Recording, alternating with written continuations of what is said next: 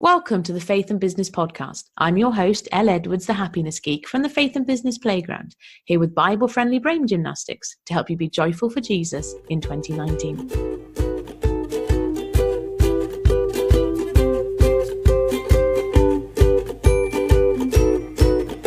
In today's episode of the podcast, we are talking about the Jesus Code. Now, what do I mean by that? Well, an interesting thing happened a few weeks ago when I was talking to one of my friends about Art of the Ask. So long-time listeners will know that behind the podcast, we also have the Faith and Business Playground, which is a paid community where I'm empowering and equipping business owners, Christian entrepreneurs with the tools they need. We have like group coaching and all that sort of stuff. So anyway, as we're preparing to launch the very first module, it's called Art of the Ask. I reached out to one of my friends who I basically said, I'd love for you to come and join us. What do you think? And we had this conversation back and forth. She said yes, eventually. I was like, woohoo, that was really exciting. However, that wasn't what inspired today's podcast episode.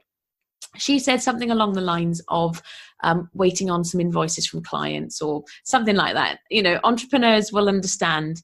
If you're self-employed, you know that feeling. It's one of the joys. I'm using that term very loosely. One of the joys, not of being an entrepreneur, is when you're having to chase clients for money, particularly when it's work you've already done. That's quite frustrating. However, I then said, something along the lines of, "I'll be thinking of you," and then I caught myself because I suddenly realised that actually I didn't mean I'd be thinking of her. What I actually meant was, every time you pop in my head, I'm going to send up a quick prayer for you. But I didn't say that because for the last 10 years or so, since I've been online, first building the charity Give a Brick, and then with my own businesses, I've been talking in code. And I've got to believe that I'm not the only person that does this. And so that was the inspiration for this episode. But I really want to hear from you as well, because if after listening to this, if you realize that you too have your own code that you tend to talk in, I want to hear what some of those words are that you use or some of those phrases. Because as people of faith, we do have that connection with God. And, we're told in the Thessalonians, I believe it is, to pray continuously. Now, we can't pray continuously if praying is only when you have, you go down on your knees with your eyes closed. But personally, what Paul is talking about, I believe, is this idea of being in day, moment by moment communication with God. So you may be having a chat with him in your head while you're doing the dishes, or if you're about to have quite a difficult conversation, oh, could you help me with this, please? Or you're walking outside and you just see this most amazing sunset, and like, oh, wow, thank you. All of that is prayer. So if we have people that come into our day who are going through something, let's be honest, when we want to pray for people, it's usually because they're going through something difficult. I mean, we can offer prayer of thankfulness, and we do that as well. But in my experience, at least, it tends to be prayers around stuff that other people need. Prayers and petitions, I guess, is that expression. And so when something happens, there's somebody that, you care about, or somebody you work with, or whoever that person is, and they're going through a difficult time. And why wouldn't you want to pray for them? Why wouldn't you offer up, your thoughts and and open that line of communication between you and God on that person's behalf? I mean, it makes no logical sense not to do that. But most of the time, we don't tell the other person that explicitly because we don't want to come across as that person. I'm reminded of, there's a Christmas card that used to arrive in one of my family's homes. I can't remember if it's my side of the family or my husband's side of the family, but there was, because I don't remember, it was a long time ago, but there was a Christmas card.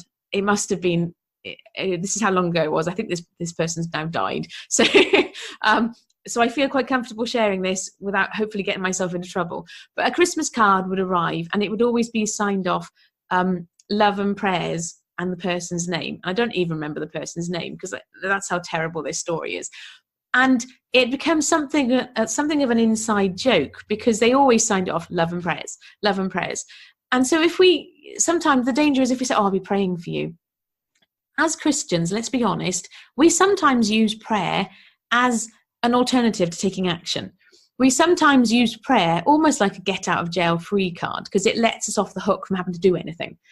Yeah, maybe I'm being unfair, but I suspect that I'm not, because I know from my own life as well. You know, sometimes when you feel like, I need to do something, but you either don't know what you need to do, or you don't know how to do it, or let's be honest, you're scared of doing it. And so instead you fall back on, okay, I'm going to pray. And that's it. Prayer shouldn't be a fallback thing. Prayer should be our first line of defense. If we're told to pray continuously, it should be happening all the time anyway. It was one of my frustrations with the church, is not the church I go to specifically, but church as an institution, is you put something forward, you put forward an idea.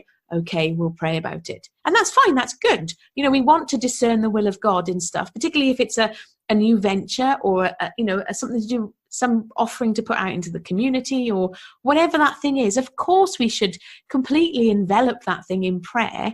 But if we say, right, we're going to pray about it, and then for weeks and weeks and weeks and weeks, we're praying about it, we're praying about it, we're praying about it, and all the time there's still this need there, that just feels disingenuous. So I think the reason why at least, and I would love to hear what you think, but the reason why I tend to slip into that code is I don't want to say to somebody, I'm really sorry this thing is happening, I will be praying for you, and then it come across as trite, or it come across as empty words.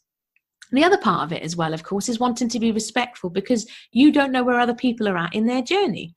You know, I've got lots of friends who don't identify as Christian, for example, but they're quite happy. Look, prayers, good thoughts, good vibes, good juju, whatever you've got, give it to me, because I'm in this situation and it's really not very good right now. And that's fine, that's great. They're quite happy to have prayers.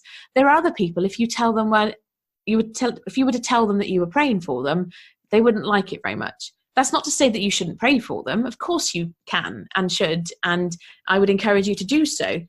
But I don't know that when they're slap bang in the middle of that thing, I don't know how helpful it will be with their journey to tell them that you're praying for them. So that's why we slip into this code and this way of showing up. And I just found it quite interesting, really, quite fascinating. I don't know what the call to action is as a result of this. Like I say, I'm just putting this out there as a thought that has been on my mind. And when I vocalized this thought to some of the ladies in the Faith and Business Playground, they nodded along. So I know it's not just me, but I would love to hear maybe either of those. Maybe you've got other examples, because I don't think it probably doesn't just apply to prayer. There are probably other things it applies to as well. But I always love it when people listen to the episode and they come and chat about it. Either they send me an email or we talk about it in the League of Brilliance. But this is definitely one of those episodes that's very much, I'd love it to be an interactive episode. If I could press pause now, and then you could then email or post your thoughts, and then we could follow up in the rest of the episode, I would do that. I can't do that because that's not the way technology works. But I would encourage you, if you are a member of the League of Brilliance, I'm going to put a link. There will be a link to this podcast episode in the group. And I want to hear your stories and your experiences of this. And maybe the flip of it as well, like those times when you didn't speak in code, when you did just say it as it is. What did that look like? How did that go? Because there is a fine balance, I believe. We want to be people who are respectful and kind and loving. But if you're loving and kind and delightful and nobody ever really gets the opportunity to know why, then it's almost like that's a wasted opportunity. Because if you're anything like me, I'm my most lovely and delightful when I'm full to the top with God's love. And I am who I am because of Jesus. But if nobody knows that I am who I am because of Jesus, then it's like, well, he doesn't get the glory for that, and his name is not honored as a result. So there is this balance, I think, between, wanting to be kind and respectful and not push people too much in a way that will hinder their journey. But at the same time, there does come a point where we have to step forward and go, this is the person I am. This is what I believe.